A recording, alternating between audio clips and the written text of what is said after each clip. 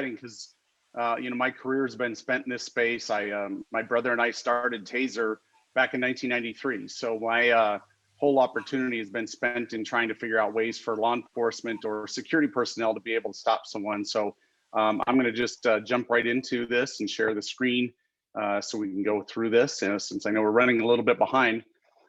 We've obviously been talking today quite a bit around law enforcement, and what they have to deal with. And obviously mental health is becoming a big issue. The statistics, while a little bit dated on the screen, they're clearly glaring. And when an officer shows up on scene, they don't know if somebody's in a mental health because of mental health, if they're off their medication, or they're on drugs or alcohol. So we refer to them as somebody that's in a crisis. And I've seen this firsthand. They're not acting rationally. My mother had Alzheimer's, and for no reason one day, she just attacked my dad at home. So we called the police to help. And when they show up, they become almost a de facto social service to be able to respond to a lot of these incidents. And they have to, restrain, as we've been discussing today, somebody and get them into custody to get them the help that they need because they're not reacting rationally, so they don't respond quickly. So what are the options the officers have to be able to do that? Well, almost every single one of these rely on some type of pain compliance.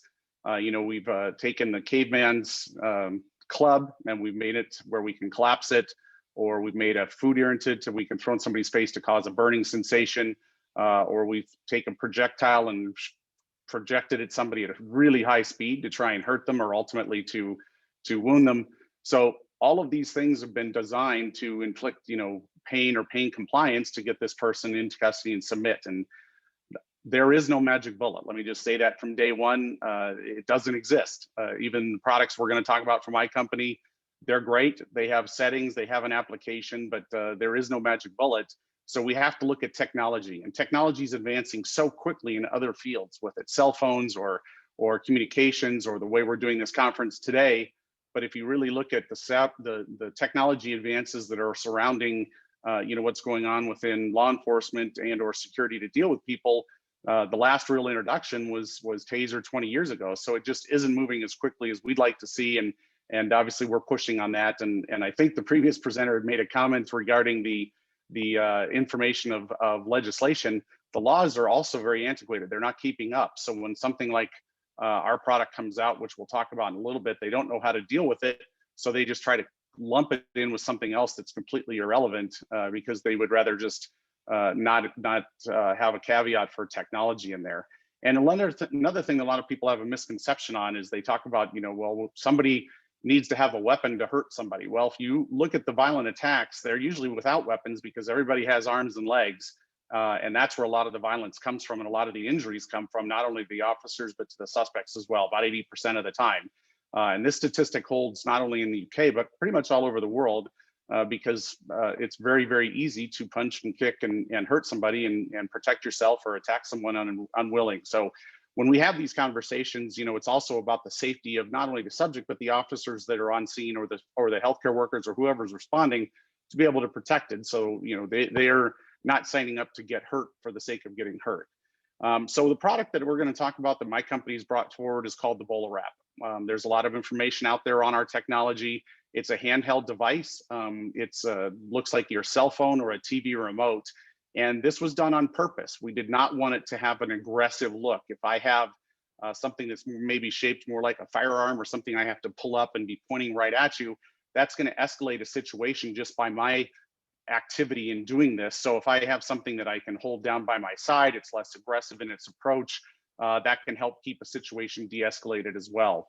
It does have a cartridge that snaps into the front of it. This contains about a 2.5 meter cord. About a 2 meter cord, and that is what is actually going to get projected out and around that individual. And then we have a variety of ways to carry it. So that's the key, because a lot of the lessons that we're going to talk about here from our deployments around the world, and we're already in 44 different countries, it has to be present on the scene, because that chance to use something early in an intervention before it escalates to those higher levels of pain compliance tools, you can miss it. You may not have time to wait for someone to bring it, or for somebody to go back to their car and get it. So that's a very, very key aspect to this type of a product. So here's a high-speed video that shows basically how this product works. As I mentioned, it deploys a cord out a distance of about 10 to 25 feet. It wraps around the individual. It does not put electricity or chemical or anything else into the body. And then it does give you a restraint. Unfortunately, this is not a spectator sport. You do have to go hands-on and then get them into custody. So there's a variety of things that are happening to this individual. Number one, they're hearing a sound. Number two, they're having something hit them that they don't know what it is. Their mobility is being limited, and all of those things are creating that window of opportunity where the focus of the subject, instead of outward, now comes inward, and you can go in hands-on and get them into custody so you can get them the help that they need. And typically we're seeing these incidents occur and the deployment of this happen very quickly, usually within a minute or so of deciding that this person is somebody that requires to be taken into custody and get help. And that's another key aspect to the technology, is that early intervention before it has to escalate to these higher levels that may be required for other types of tools. So if you kind of look at the scale of where this fits between an officer's presence and kind of verbal commands, and then having to escalate to all those other higher tools, there is a gap that sits there. And this is that niche that we fit in. Again, no magic bullet, none of these tools are. The gap that we're using and fitting in and finding the success in the field is really that early intervention before we have to escalate or the situation escalates to the higher pain compliance tools. So I want to show you a video. This just came out actually last week. And this is a subject in Ohio. It's about 1.5 minutes long. And this is a body cam captured event. This is a subject, what we term in the United States called suicide by cop. He's called the police. He wants them to shoot and kill him. And you'll be able to see how they're able to, again, use this early before this escalates with the subject trying to agitate the officers.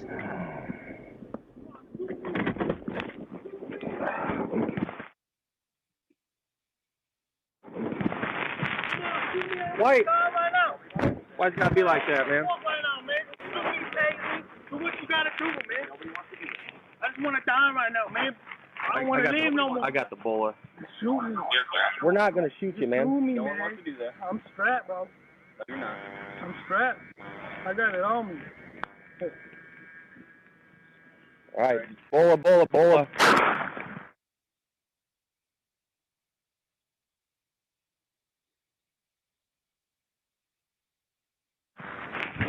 You can find your back. You can't find your back. Full deployment. Other units come back down. It's loud, ain't it? I don't know what happened. I'm glad whatever you just did, you did. Come on, man. You gotta talk like that. I want to die, man. I don't want to live. We don't want you. I thought it was a bullet for real. I was going to take it like a man.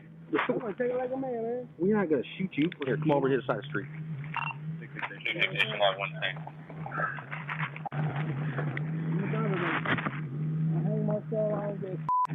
But we're not gonna let it happen while you're with us. You understand that, sir?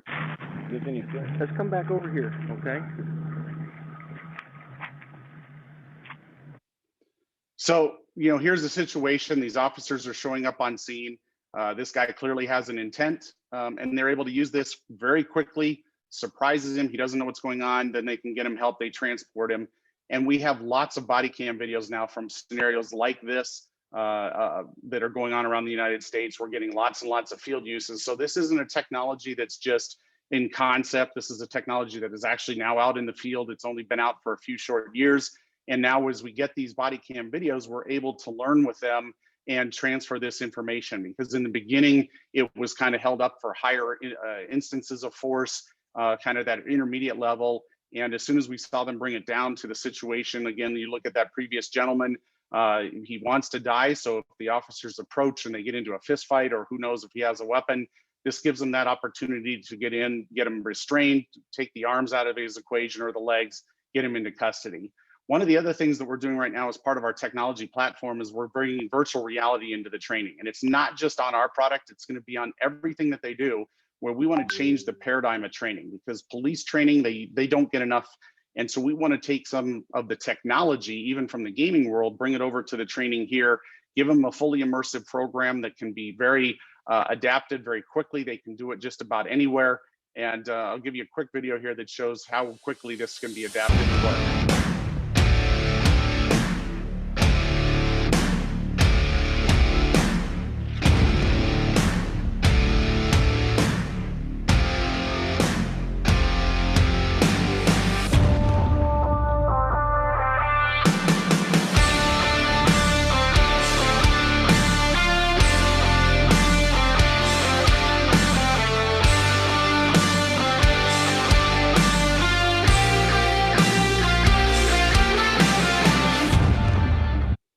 So these scenarios are they're critical for us because it's, again, training is going to be a key to ours or any tool that's out there. And a lot of the scenarios that we have, if the officer has great communication skills, we can work with them and show them de-escalation. So this is going to be training on all the equipment that they have, on intervention, on de-escalation, and they can do this just about anywhere. And because it's fully immersive, makes the officers much more comfortable with the content. So again, it's taking a technology approach to an industry in security and restraint that there's a lot of our of old techniques out there that we really want to bring in to the forward century. And as we all know, during the past 12 months, I don't believe there's been more pressure on law enforcement to change the way they're doing business than there really has. And it started obviously in the United States with the George Floyd incident, and it carried over. And for those of you that do follow some of the things that have gone on this side of the Atlantic, one of the big cities that was an epicenter of this movement was the Seattle Police Department, where they were talking about defunding police or police reform. And through the use of bringing our technology to these agencies, we also are helping them get positive stories and showing how people are saving lives. And the city council actually had voted to defund the police last year. And I want you to pay particular attention in this story I'm going to run.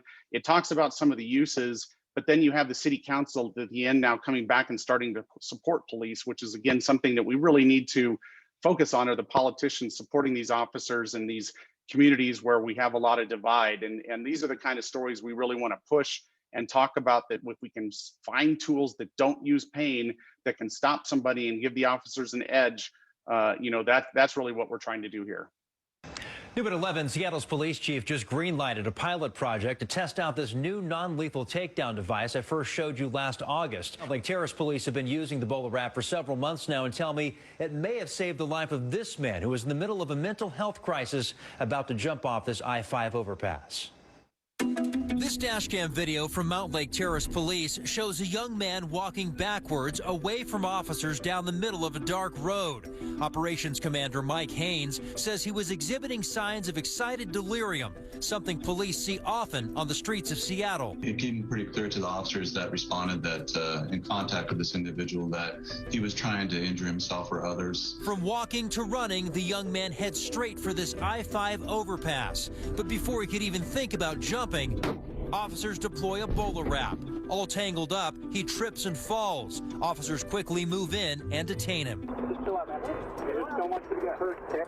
You can't be running in the streets full of cars. Definitely something that we haven't been able to do previously, and so to have an opportunity to, essentially save somebody's life with an object like this kind of makes it a very valuable piece of our equipment. That same valuable piece of equipment was also used to detain this Mount Lake Terrace man just last month, who was drunk and threatening his wife and children outside this home, then threatened officers when they showed up on scene,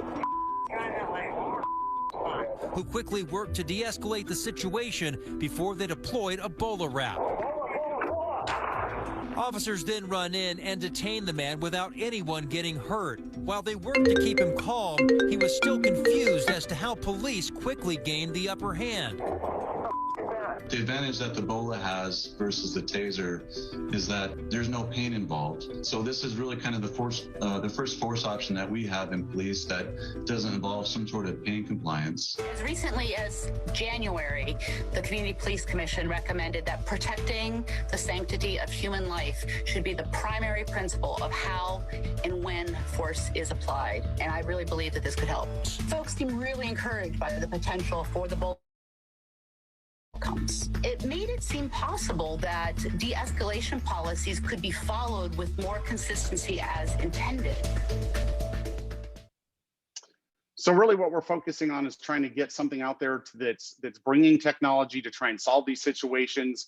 Obviously, the situation in Seattle, they've had their share of criticisms and people coming after them. But now when we can get the media coming out, talking about these solutions, showing the professionalism of the officers, and trying to stop people without having to hurt them, that's really what our goal is here. And it's really getting the public service message out to these communities. And we look at that as our corporate responsibility as well, that it's something that we have to work in conjunction with the communities, with law enforcement, to find solutions that help de-escalate, that help prevent these things from escalating, that are really going to drive these kind of public messages. And this is the last video. It's about a minute, just to kind of give you these messages that we're trying to really push forward. Public safety in the 21st century faces many challenges. Current policing methods are under tight scrutiny. Advocacy groups are calling for drastic reform, and communities across the country are demanding solutions. For police officers to meet both the expectations of their job and their community, we need to reimagine the tools and training available to them. WRAP Technologies offers creative solutions to these complex issues, from novel equipment to help first responders quickly and safely de-escalate situations at a distance, to cutting-edge virtual reality training. We empower public safety officials to effectively protect and serve their communities. Our purpose is clear. We're helping good police officers be better, because with better solutions come better outcomes and a safer, more unified community. So again, no magic bullet. We understand that, but this is a step of using technology to bring this forward so that we can have these conversations, so that we can help the officers end these jobs more safely and effectively. This is what our communities are demanding.